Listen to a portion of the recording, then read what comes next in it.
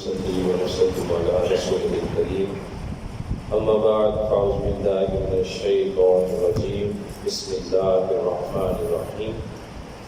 والکاظمین الغیظ والعافین عن الناس واللہ یحب المحسنین صدق اللہ العظیم۔ قرآن مجید اور کلمات نبوی صلی اللہ علیہ وسلم کا نچوڑ دیکھا جائے یا ان کا موضوع دیکھا جائے تو ہمارا قرآن مجید سارے کا سارا جو ہے وہ انسان کی زندگی پر گفتگو کرتا ہے، انسان کو پچھلے لوگوں کی باتیں بتا کے سمجھانے کی کوشش کرتا ہے کہ ان لوگوں نے اس طرح کے اعمال کیے تھے جس کی بنا پر ان کے ساتھ ہم نے یہ سلوک کیا۔ اور احادیث نبوی سیرت طیبہ کو اگر پڑھا جائے تو اس کے اندر بھی ہماری اصلاح کے لیے بے شمار چیزیں ایسی موجود ہیں کہ جن کے ذریعے ہماری روزمرہ زندگی جو ہے وہ درست ہو سکتی ہے۔ آج معاشرے میں جو بگاڑ ہے اگر ہم تھوڑی سی نگاہ کریں تو 95% بگاڑ جو ہے وہ عدم برداشت کی وجہ سے ہے۔ یعنی اگر آپ مسائل کو دیکھیں تو وہاں پہ جا کے تھوڑا سا غور و فکر کریں تو آپ کو پتہ چلے گا کہ مسئلہ کوئی نہیں ہے، صرف برداشت کا مسئلہ ہے۔ دوسری طرف سے جو ہے دوسرا فریق اس نے برداشت نہیں کیا۔ اگر کورٹ کچہری چلے جائے تو یہی پتہ چلے گا کہ طلاق کا مسئلہ اس وجہ سے پیدا ہوا کہ شوہر نے برداشت نہیں کیا، خلا کا مسئلہ اسی وجہ سے پیدا ہوا کہ بیوی نے برداشت نہیں کیا۔ اگر قتل کا مسئلہ ہے تو جب آپ غور کریں گے سارے کیس پر تو پتہ چلے گا کاش یہ جس بندے نے قتل کیا یہ تھوڑی سی برداشت سے کام لے لیتا تو آج اتنا بڑا مسئلہ ان کے لیے نہ کھڑا ہوتا۔ تو پتہ چلا کہ معاشرے میں عدم برداشت جو ہے وہ بڑھتا چلا جا رہا ہے، اور اس بڑھتے ہوئے عدم برداشت کو روکا کیسے جائے گا یا اس کی وجہ کیا ہے، اس پہ چند ایک باتیں میں عرض کرتا ہوں اور اس سے بچنا کیسے ہے وہ بھی انشاءاللہ۔ مگر سب سے بڑی چیز یہ ہے کہ یہ انسان جو ہے اس کے اندر اللہ تبارک و تعالیٰ نے ایک ایسی جو ہے وہ چیز رکھی ہے کہ اگر اس کو مسلسل سمجھایا جاتا رہے نا، مسلسل سمجھایا جاتا رہے تو ایک دن یہ اپنے ٹریک پہ آ جاتا ہے، کیونکہ سمجھانا جو ہے وہ قرآن یہ کہتا ہے کہ مسلمانوں کو سمجھاؤ، کہ سمجھانا ان کو فائدہ دیتا ہے۔ اگر آپ اپنے اسلاف کی طرف چلے جائیں تو بڑے بڑے سلاطین، آج لوگ اعتراض کرتے ہیں جناب آپ کے فلاں عالم صاحب اتنے بڑے عالم تھے مگر انہوں نے کوئی کام نہیں کیا، مگر انہوں نے کوئی سلطنت کو فتح نہیں کیا، مگر انہوں نے کوئی جہاد نہیں کیا۔ اور اگر آپ غور و فکر کریں تو جتنے بھی سلاطین، جتنے بھی مجاہدین اسلام آئے ہیں ان سب کے پیچھے کسی نہ کسی ایک ایسے ولی، کسی نہ کسی ایسے مصلح، کسی نہ کسی ایسے مربی کی تعلیمات ضرور ہوتی ہیں کہ جن کے قریب بیٹھ کے اس کو یہ ساری سوچ ملتی ہے اور انہی سے وہ تعلیمات حاصل کر کے آگے جو ہے امام غزالی کے جو طلباء تھے انہوں نے یہ فلسطین کو فتح کیا۔ حضور سیدنا غوث اعظم شیخ عبد القادر جیلانی آپ کے جو مریدین طالبین تھے انہوں نے جہاد میں حصہ لیا، حتیٰ کہ یہ ہندوستان میں جتنے بھی سلاطین آئے ہیں ان سب کی روحانی بارگاہ جو تھی وہ خواجہ اجمیر خواجہ معین الدین چشتی اجمیری رحمۃ اللہ تعالی علیہ ہیں۔ اسی طرح تاریخ میں اگر دیکھیں تو کسی نہ کسی ایک مربی، کسی نہ کسی ایک رہنما کے جو تعلیمات ہیں ان کے بعد لوگ جو ہیں وہ نکلتے ہیں اور معاشرے کے اندر ایک ایسا انقلاب برپا کر دیتے ہیں کہ جس کی وجہ سے لوگوں کی زندگی جو ہے اس میں مثبت تبدیلی رونما ہوتی ہے۔ اسی طرح اگر ہم سیرت طیبہ کو دیکھتے ہیں تو رسول اللہ صلی اللہ علیہ وسلم کی سیرت برداشت کے بے شمار عملی نمونوں پر جو ہے وہ بھری پڑی ہے۔ خود حضرت یوسف علیہ السلام کی اگر بات کریں تو حضرت یوسف علیہ السلام کے جو بھائی تھے انہوں نے ان کے ساتھ کیسا سلوک کیا، کسی سے ڈکا چھپا نہیں۔ حضرت یوسف علیہ السلام کو کنویں کے اندر پھینک دیا گیا اور بظاہر جو ہے وہ اپنی طرف سے ان کو چھوڑ آئے تھے کہ ان کو بھیڑیا کھا جائے گا، مگر اللہ تبارک و تعالیٰ نے حضرت یوسف علیہ السلام کی برداشت اور ان کی استقامت کو دیکھتے ہوئے ان کو وہاں سے زندگی بھی عطا فرمائی، اور پھر جب آگے چلے گئے مصر گئے اور بے شمار وہاں پہ بھی پریشانیاں دیکھنی پڑی، جیل بھی کاٹنا پڑی، مگر آپ کے پائے استقلال میں ذرا برابر بھی لغزش نہیں آئی، نہ شکری اور بے صبری کے جملے نہیں بولے۔ اور پھر اللہ تبارک و تعالیٰ نے جب مصر کا حکمران آپ کو بنایا، حاکم بنایا، پھر وہی بھائی کہ جنہوں نے کنویں میں پھینک دیا تھا، جن بھائیوں نے ان کو قتل کرنے کی سازش کی تھی، انہی کو خادم اور غلام بنا کے ان کے سامنے پیش کیا، اور اب حضرت یوسف علیہ السلام اس مقام پہ تھے کہ اپنے بھائیوں سے بدلہ لے سکتے تھے، مگر اس وقت اصل امتحان جو ہے وہ انسان کا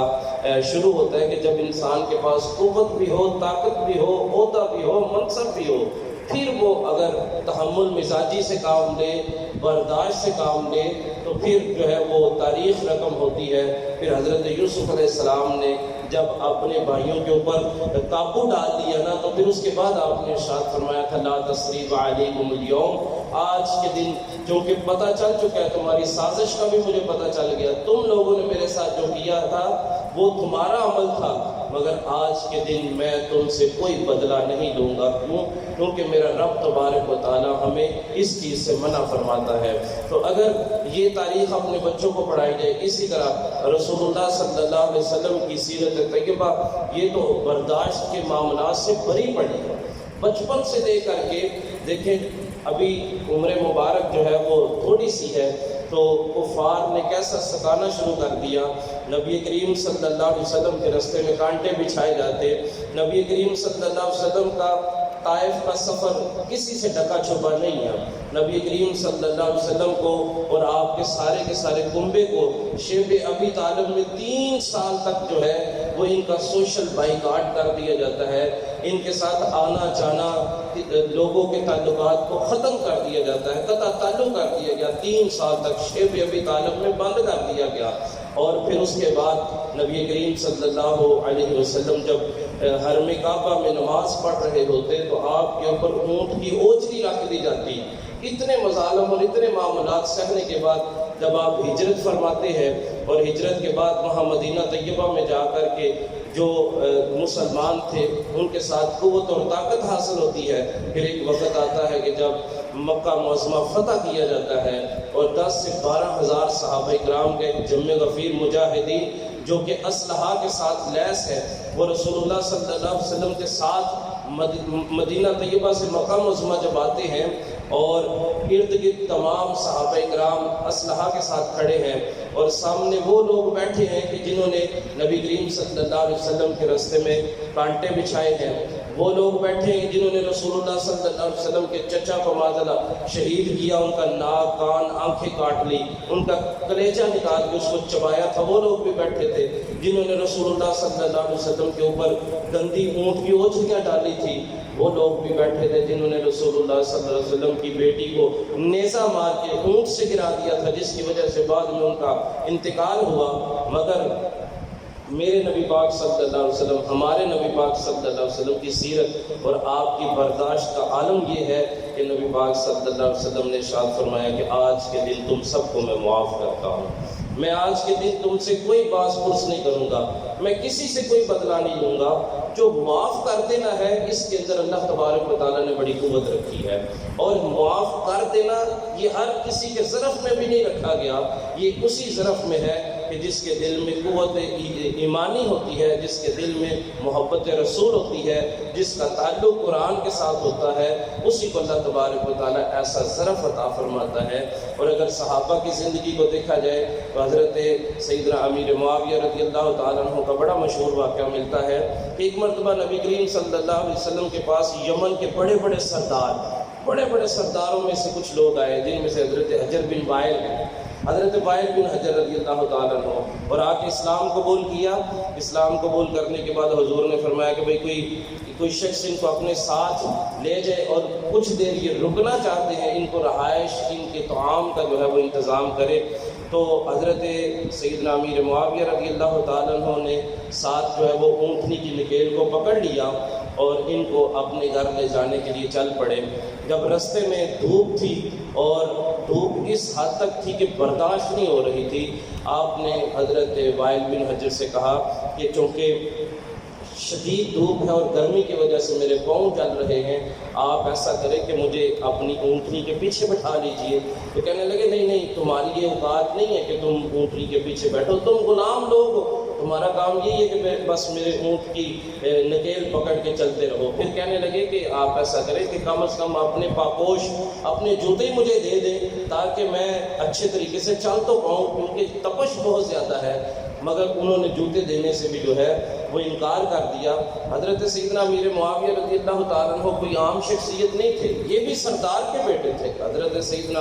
ابو سفیان رضی اللہ تعالیٰ عنہ کے بیٹے، اور حضرت ابو سفیان کا ایک مقام اور مرتبہ ہے مکہ معظمہ کے اندر سرداروں میں سے آپ کا جو ہے وہ شمار ہوتا ہے، مگر آپ چونکہ تعلیمات نبوی صلی اللہ علیہ وسلم حاصل کر چکے تھے، حضور کی بارگاہ میں تربیت یافتہ تھے، آپ کو پتہ ہے کہ تحمل مزاجی اور برداشت کی تعلیمات ہمارے دین میں کیا ہے۔ آپ کے اندر وہ چودھریوں والی بات، وہ سرداروں والی جو معاملہ تھا وہ آپ نے ظاہر نہیں فرمایا۔ جب حضرت سیدنا وائل بن حجر ابھی نئے مسلمان ہوئے تھے نا، وہ چلے گئے واپس، اور عرصہ گزرتا چلا گیا۔ حضرت سیدنا امیر معاویہ رضی اللہ تعالیٰ عنہ کو جب شام کا گورنر بنا دیا جاتا ہے اور آپ کے پاس حکمرانی آتی ہے، پھر حضرت امیر معاویہ ان کو یمن سے بلاتے ہیں اور اپنے پاس اپنے تخت پہ بٹھاتے ہیں، اور پھر کہتے ہیں بتاؤ وائل، تمہارے اونٹ کی جو پشت ہے وہ بہتر ہے یا میرا تخت بہتر ہے؟ حضرت وائل کہنے لگے کہ چونکہ میں اس وقت نیا مسلمان ہوا تھا، مجھے اسلام کی تعلیمات کا نہیں پتہ تھا، تو میرے بھائی میں اس حوالے سے بڑی معذرت چاہتا ہوں، مجھ سے بڑی اس وقت غلطی ہوئی تھی۔ بعد میں مجھے تعلیمات جب ملی ہیں اسلام کی تو پھر پتہ چلا کہ اسلام تو ہے ہی برداشت کا دین، اسلام تو تعلیمات ہی صبر کی کرتا ہے، اسلام تو تعلیمات ہی حسن سلوک کی کرتا ہے، اسلام تو یہ کہتا ہے کہ تم جب بدلہ لینے پہ قادر ہو جاؤ پھر معاف کرو، پھر دیکھو اللہ تبارک و تعالیٰ کیسے تمہاری عزتیں جو ہے وہ بڑھا دیتا ہے۔ نبی کریم صلی اللہ علیہ وسلم نے ارشاد فرمایا کہ جو شخص اللہ کی رضا کے لیے وہ عاجزی کرتا ہے، انکساری کرتا ہے، اللہ تبارک و تعالیٰ اس کی عزت میں اضافہ فرما دیتا ہے، اللہ اس کی عزت میں اضافہ فرما دیتا ہے۔ مگر افسوس کہ معاشرے میں عدم برداشت کس وجہ سے بڑھ رہا ہے؟ ہمارے معاشرے میں اسلامی تعلیم کی کمی ہے، اسلامی تعلیم کی کمی۔ دیکھیں دنیاوی تعلیم سے انسان معاشی طور پہ تو مستحکم ہو سکتا ہے، اگر کسی نے B.Com کیا ہے، M.Com کیا ہے، جو بھی وٹ ایور جیسی بھی ایجوکیشن لی ہے، معاشی لحاظ سے وہ کامیاب ہو سکتا ہے، معاشرتی لحاظ سے بھی ٹھیک ہو سکتا ہے، مگر اخلاقیات کی تعلیم کے لیے ہمیں قرآن اور حدیث کی طرف جانا پڑے گا۔ اخلاقیات کو درست کرنے کے لیے، باطن کو درست کرنے کے لیے، اپنے اندر کی صفائی کے لیے جو ہے وہ ہمیں قرآن اور حدیث کے ساتھ تعلق بنانا پڑے گا۔ اور پھر اس کے بعد دوسرا جو مسئلہ ہے ہمارا وہ یہ ہے کہ ہمارے ہاں بے صبری بہت زیادہ پائی جاتی ہے، صبر کی تلقین جو ہے اس کی ضرورت ہے۔ پھر حسد کی وجہ سے عدم برداشت کا رویہ بنتا ہے، پھر عصبیت، گروہ بندی جو ہمارے ہاں بڑی عام ہوتی چلی جا رہی ہے۔ وہ کیا کہ فلاں شخص ہمارے گروہ کا ہے، ہماری بستی کا ہے، ہماری برادری کا ہے، اور ہم نے اس کی حمایت ہی کرنی ہے اگرچہ یہ غلط ہے، اگرچہ ہماری برادری کا بندہ اس نے غلطی کی ہے، اس نے ظلم کیا ہے، پھر بھی لوگ اپنی برادری، اپنے گروہ، اپنی عصبیت کا ہی ساتھ دیں گے، کیونکہ برادریزم اور یہ اتنا ہمارے اندر عام ہو چکا کہ زمانہ جاہلیت میں یہ کام ہوا کرتے تھے کہ ایک قبیلے کی لڑائی دوسرے قبیلے سے بس صرف اس وجہ سے ہوتی تھی کہ انہوں نے ہمارے قبیلے کا بندہ مار دیا ہے، حالانکہ اس بندے نے خود ظلم کیا ہوتا ہے۔ آج بھی وہی قبیلہ پروری اور عصبیت اور گروہ بندی ہے۔ یہ نہیں دیکھا جاتا کہ حق پہ کون ہے، یہ نہیں دیکھا جاتا کہ ظلم کس نے کیا ہے، بس میں نے اپنی برادری کا ساتھ دینا ہے، اپنا جو ہے وہ قرآن کی تعلیمات کے مطابق یہ نہیں دیکھنا کہ ظلم ہماری طرف سے ہوا ہے تو کیوں نہ اپنی اصلاح کر لی جائے۔ اور اس طرح کے مسائل جو ہیں جن کی وجہ سے آج معاشرے میں عدم برداشت بڑھتا چلا جا رہا ہے، اس کا حل کیا ہے، اس سے کیسے جو ہے وہ چھٹکارا پایا جا سکتا ہے، اس کا صرف اور صرف ایک حل ہے کہ سیرت نبوی کو پڑھا جائے۔